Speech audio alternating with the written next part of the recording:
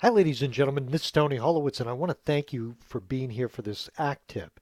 So, I had a client call me the other day because he typically sets things in increments of 15 minutes. And you'll notice that here on this particular calendar, the increments are 30 minutes long. Because of that, meeting 1, which was scheduled at 8, and meeting 2, which was scheduled at 8:15, are right next to each other.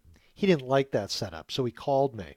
The way you fix it is this. I'm going to go up to Tools, and I am going to go down to Preferences. In the Preferences, I'm going to click on Calendar and Activities, and I'm going to click on Calendar Preferences.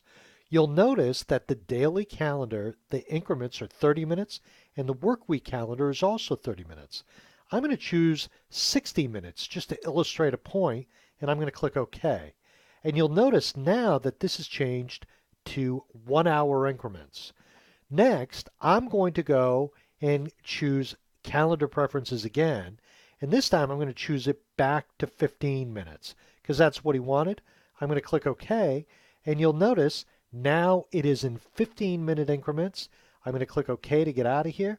And now meeting 1 at 8 is on top of meeting 2 at 8:15. The client is happy. You might find you like these increments set in a slightly different way. No problem. It's very easy to do. Ladies and gentlemen, my name is Tony Holowitz, and I can always be reached at 365 Act Tips or at TonyTheTeacher.com. TonyTheTeacher.com. Feel free to reach out to me if I can help you in any way. Thank you. Bye now.